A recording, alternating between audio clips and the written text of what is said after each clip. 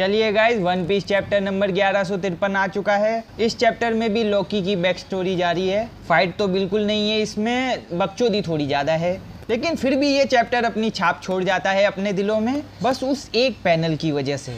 कौन सा है वो पैनल जानने के लिए देखते रहिए One Piece chapter number 1153 the birth of Loki. Cover page में यामातो किकू से मिलती है, जो अभी दाइम्यो ऑफ रिंगो बन गई है। ये भी सही है।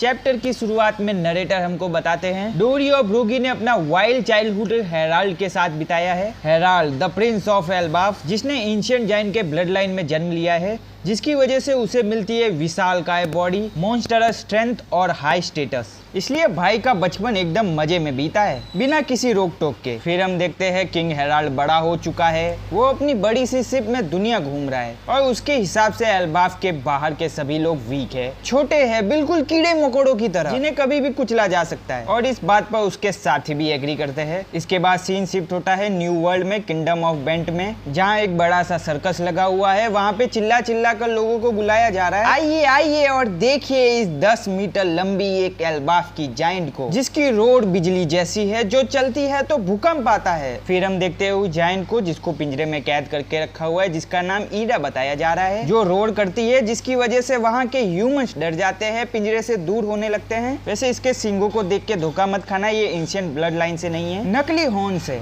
तो हाँ, इस सर्कस में ह्यूमंस का एंटरटेनमेंट किया जा रहा है जायंट को पिंजरे में कैद करके। और इस सर्कस को दूर से किंग हेराल्ड भी देख रहा है, जो देख के हेराल्ड बोलता है, हाँ गुदा तो है इन लोगों में, एल्बाफ के जायंट को रोड साइड अट्रैक्शन बना दिया। इसके बाद वो लोग वहाँ पे जाते हैं और पूरे किंगडम को उजाड़ देते हैं और ईडा को बचा लेते हैं। अभी उनकी शिप पर है। ईडा हेराल्ड से पूछती है, कौन हो तुम? जिसका हेराल्ड जवाब देता है, अरे थैंक यू बोलने की कोई जरूरत नहीं, मैं एल्बाफ का किंग हूँ। कुछ लोग मेरे लोगों को चोट पहुंचाए और मैं बैठ के देखूं, ऐसा तो नहीं हो सकता। हेराल्ड अपनी बात पूरी कर ही रहा था, उससे पहले ही ईडा उसके गाल पे एक करारा थप्पड़ लगा देती है। ये देख के हेराल्ड के क्रूमेट और खुद हेराल्ड काफी हैरान है। गाइज, ये वो वाला एक्सप्रेशन नहीं है, वो भलाई का जमाना ही नहीं रहा। ईडा हेराल्ड से गुस्से में बोलती है, शिप को वापस मोड़ो, तुम्हारी वजह से लोग हर्ट हुए हैं, तुम्हें उनसे माफी मांगनी होगी। जिस पे हेराल्ड बोलता है, तुम पागल हो गई हो क्या? तुम फिर से उस छोटे से किंगडम में जाना चाहती हो जहाँ पे वो छोटे से डॉल्स रहते हैं? और ये सुन के ईडा हेराल्ड को बहुत मारती है, और इस बार तो सच में बहुत गंदा मारा है बे। वो इसलिए क्योंकि गाइज ईडा खुद अपनी मर्जी से उस सर्कस में रह रही थी। वहाँ के लोगों ने उसे रहने की जगह दी, उसको खाना दिया, उसके घावों को हील करने में मदद की जब वो मरने की कगार पर थी, जब उसकी शिप टूट गई थी। और फिर उनके काइंडनेस को रीपे करने के लिए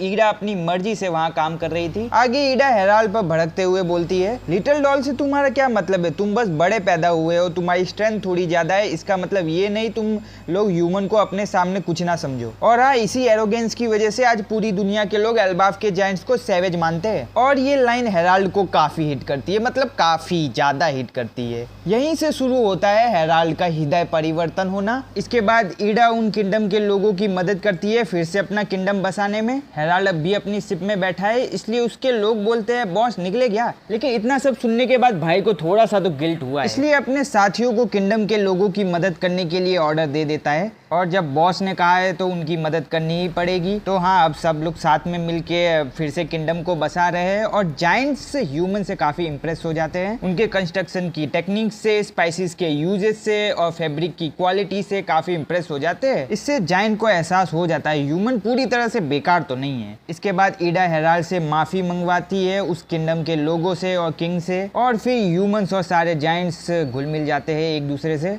हेराल्ड पे बच्चे चढ़ रहे हैं, हेराल्ड को इससे कोई दिक्कत भी नहीं हो रही है। और फिर सब लोग साथ में मिलके पार्टी करते हैं और जायंट्स का वही नीका डांस, जो हर बार देख के काफी अच्छा लगता है। इसके बाद ईडा हेराल्ड से बोलती है, देखा हेराल्ड, तबाही मचाना खाली वेस्ट ऑफ टाइम है इस दुनिया में। इसके बाद ईडा हेराल्ड की शिप पे आ जाती है और वो लोग साथ में सफर करते हैं। उनकी जर्नी के दौरान ईडा बताती है उसका जन्म साउथ ब्लू के सन्नाई आइलैंड में हुआ है, और वो इस आइलैंड में कैसे पहुंची वो तो नहीं बताया जाता। इसके अलावा ईडा और हेराल्ड का समंदर में सफर जारी है। वो लोग अलग अलग आइलैंड में जा रहे हैं, अलग अलग लोगों से मिल रहे हैं। इसी बीच ईडा और हेराल्ड के बीच की नजदीकियां भी बढ़ रही है। तो हाँ गाइस, एक जानवर को वापस इंसान बनाने का काम सिर्फ एक औरत ही कर सकती है, चाहे कोई भी रेस हो। खैर, इसके बाद सीन शिफ्ट होता है एल्बाफ में 150 साल बाद। किंग एल्बाफ के लोगों से बोलता है, देखो भाइयों, अब तक हमने बहुत बकचोदियां कर ली है, लेकिन अब वक्त आ गया है कि हम खुद को बदले। मैं ऐसा किंग बनना चाहता हूँ जो पूरी दुनिया भर में घूमे, उसे एक्सप्लोर करे, दूसरे किंगडम में जाए, उनका कल्चर सीखे, जिसकी वजह से हमारा लैंड भी समृद्ध बनेगा। हेराल्ड की ये सब बातें एल्बाफ के लोग सीरियसली बिल्कुल नहीं लेते। किसी को विश्वास ही नहीं हो रहा है हेराल्ड ऐसी बातें कर रहा है। लेकिन भले ही वो लोग हर बात को मजाक में उड़ा रहे हैं, लेकिन समझने की कोशिश कर रहे हैं हेराल्ड को। लेकिन हेराल्ड का ये चेंज सबको अचंभे में डालने वाला है। इसके बाद हेराल्ड फिर से अपनी जर्नी पर निकल जाता है, दूसरे देशों के लोगों से मिलने, उनसे बातें करने, उनसे नई चीजें सीखने, उनसे कनेक्शन बनाने। तो ये भी काफी सालों तक चलता है। इसके बाद 81 साल बाद फिशिंग विलेज में ईडा और हेराल्ड का बच्चा होता है जो हजरुद्दीन है। सब लोग उन्हें बधाई देते हैं। किसी को कोई दिक्कत होती हुई दिख तो नहीं रही है। हेराल्ड भी ईडा से शादी करने को तैयार है, लेकिन कुछ बुढ़ों को ये मंजूर नहीं है। वहाँ के जो एल्डर्स है उससे हेराल्ड की शादी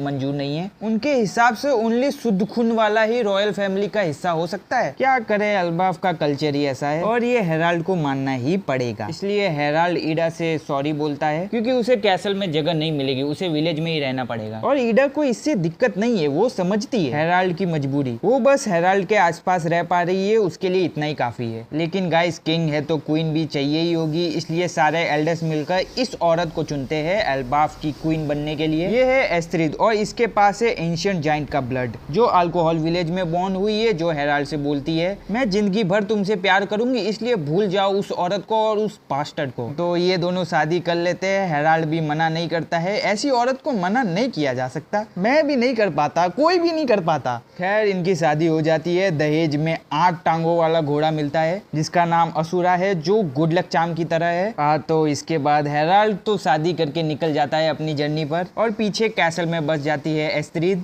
और भाई साहब, एक नंबर की गोल्ड डिगर औरत है ये। हेराल्ड के जाते ही सारे गहने और गोल्ड अपने कमरे में मंगवा लिए। इसलिए गाइस, इससे हमें क्या सीख मिलती है, फिगर अच्छा हो तो ये जरूरी नहीं कि उसका मन भी अच्छा हो। खैर, सीन शिफ्ट होता है 70 साल बाद। हेराल्ड अब भी ये समंदर में घूम रहा है। उस समय नेविगेशन काफी मुश्किल होता था समंदर में, लेकिन एल्बाफ का एडवांस नेविगेशन टेक्निक की वजह से उन्हें ज़्यादा दिक्कत आती नहीं है। हेराल्ड वापस एल्बाफ आता है, वहाँ के लोगों को अपनी कहानियाँ बताता है कि वो फिशमैन आइलैंड गया था, वहाँ पे मरमेड देखी उसने।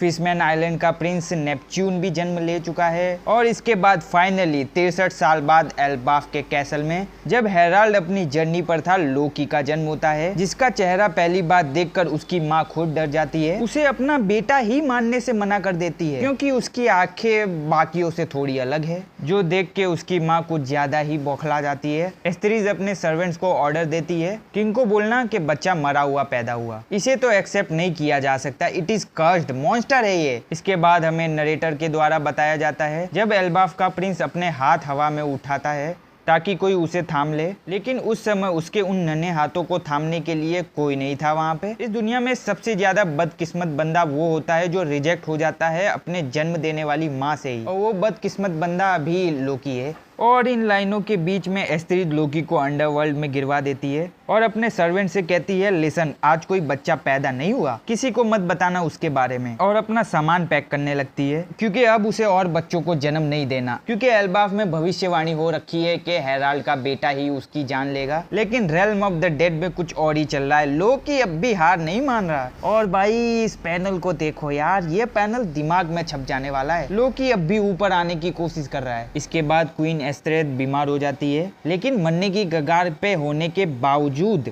अपने सर्वेंट्स को ऑर्डर देती है कि उस बच्चे को मार दे, क्योंकि क्या पता कल क्या हो जाए। दूसरी तरफ हेराल्ड दूसरे कंट्री से डिप्लोमेसी में स्ट्रगल कर रहा है, क्योंकि वर्ल्ड गवर्नमेंट हर जगह टांग अड़ा रही है। इसके अलावा ईडा हेराल्ड के दूसरे बच्चे को देखने के लिए काफी एक्साइटेड है। हजरुद्दीन नहीं है, और समझ सकते हैं भाई, उसकी माँ को उसका हक नहीं मिल रहा है। मीनवाइल लोकी अब भी अंडरवर्ल्ड में लड़ रहा है, शान से अपने पैरों पे खड़ा है। जिस पर नरेटर बोलते हैं, आज से और अभी से एल्बाफ में कोई भी बकचोदी होगी, उसका ठीकरा लोकी के सर पे फूटने वाला है। और इसी के साथ अकर्स्ड प्रिंस इस बॉन्ड के साथ चैप्टर का अंत होता है। हाँ, शुरुआत में बकचोदी बहुत थी, लेकिन भाई लोकी ले गया पूरा चैप्टर। बंदा जन्म से ही लड़ रहा है। और भाई, ये लोकी की माँ की दिक्कत क्या है? भाई, इस दुनिया में हर माँ के लिए उसका बेटा सबसे बढ़िया इंसान है। इसलिए भाई साहब कह सकते हैं, वन पीस में बिग मॉम के बाद बाद ये सबसे वर्स्ट मदर है। वो भी अपने बच्चों को टूल की तरह यूज करती थी, लेकिन इसने जो किया है ना, ये तो कुछ ज्यादा ही क्रूअल है। खैर, लोकी ने तो जन्म लेते ही दिल जीतना चालू कर दिया है। मजा आया यार चैप्टर पढ़ के। और अगली बार 1 हफ्ते का ब्रेक है, अगले चैप्टर का इंतजार करते हैं। आज के लिए इतना ही, बाय।